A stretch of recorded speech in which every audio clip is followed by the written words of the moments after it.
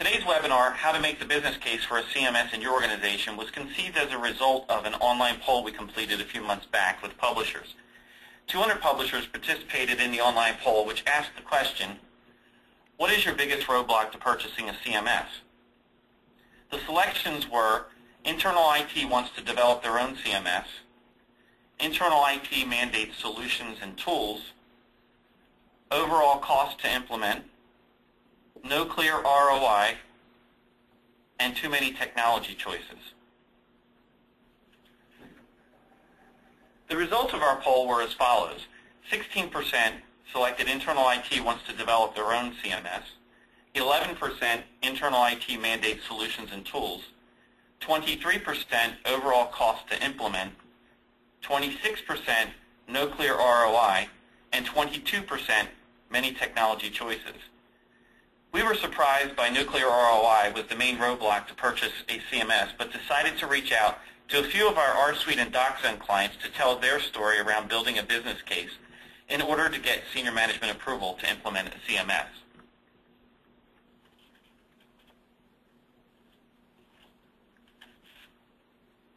Today we are fortunate to have 3 of our clients present their experience with building a business case to implement a CMS.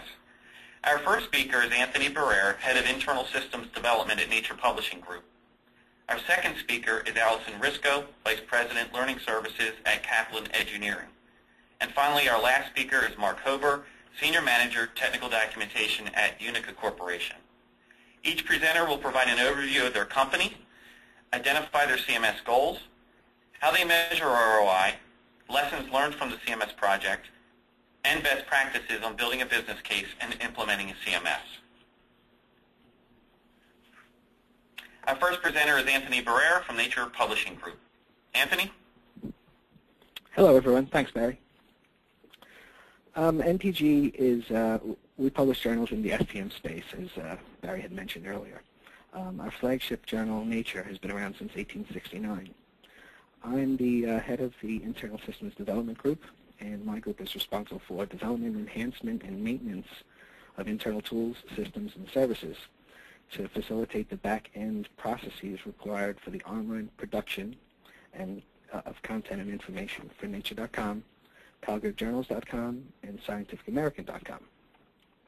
So I was one of those groups that gets to at least put forward the request to go out of house to build, to choose one of these systems. With regards to CMS business goals, we did have a few. One of our goals was consolidation. We had files in different locations. We had files in a file system. We had files in MarkLogic. And we wanted to consolidate those into one location, that one location being MarkLogic, which leads me to my second point, is leveraging MarkLogic server. We wanted to move towards the one XML repository. MarkLogic is currently powering our search and several other products, and we wanted to capitalize on its ability to be that one XML repository and be able to publish things out of it. And R-Suite fit with that rather well. Automation. Our old workflows required significant human intervention, and we wanted to get away from that significant human intervention. We also want to leverage tools, existing investments. R-Suite allowed us to provide automation without immediate tool replacement. Basically, that allowed us to not have to bite off more than we can chew to implement the system by replacing all of our existing tools and implementing R-Suite. And we wanted to reduce resourcing requirements. Adding journals generally requires adding of people due to its resource-intensive nature.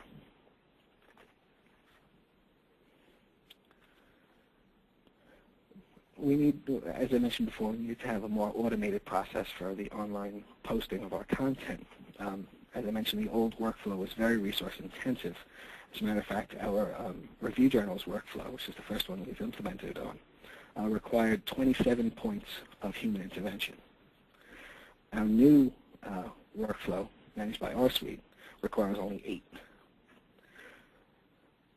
So with the 160 journals that we have, if you extrapolate the time savings out, you can see we can do so much more with the folks that we have, and get a lot more done in a shorter period of time.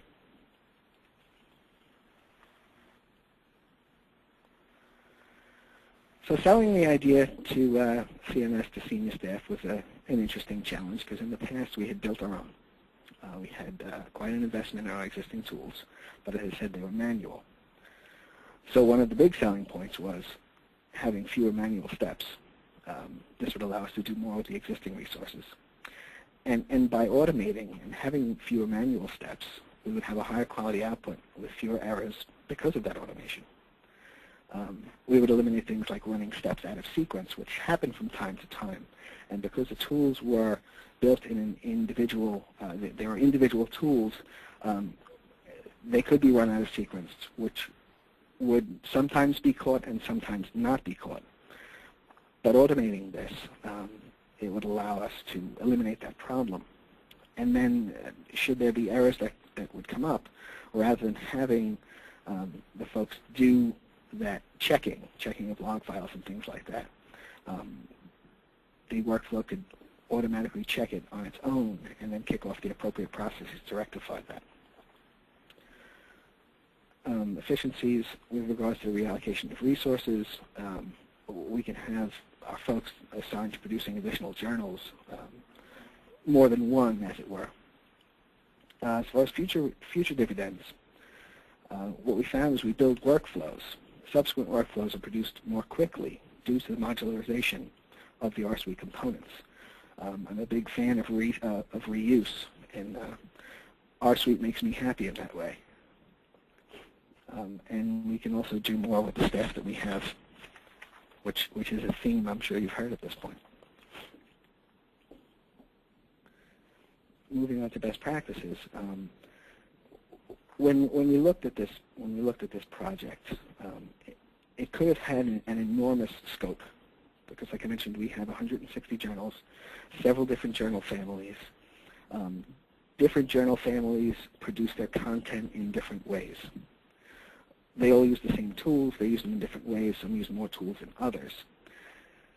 So I looked at this and said, well, this is an ideal candidate for using agile methodologies. This would allow us to roll with the changes. It allowed us to identify problems early on, identify gaps in business processes, and address those gaps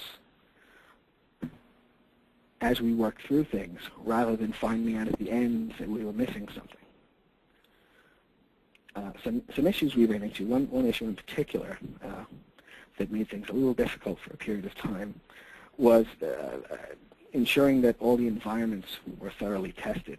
You know, we have a 3-tier environment system here at Nature Publishing Group. We have a test environment, we have a staging environment, and a production environment. And when we had our IT folks set up the environments, we had assumed that they were all set up in the same way. And using Agile techniques, it's a system of constant integration. So the testing that we would have done by the stakeholder and by the QA folks, we would just build on that testing. And then when it came time to move our work from one environment to the next, we had the assumption, as in you would in a perfect world, that everything would just work the same way that it did in the previous environment, and we wouldn't have to retest. Well, because the environments weren't thoroughly tested up front, we found that there were some aspects of the installation that were missing, and we had to rectify that. But once we got that all squared away, everything went well. And final thing was is dedicated team. I can't stress the importance of a dedicated team enough. I know we all suffer from having to do less with more, or more with less, and having that dedicated team that was totally focused upon just doing that work allowed us to develop our solutions more quickly, not having any distractions, and deliver things with a higher quality output. Excellent. Well, thank you, Anthony, for your presentation. As a reminder to the group, please submit your questions via the GoToMeeting dialog box, as we are collecting them during the presentations.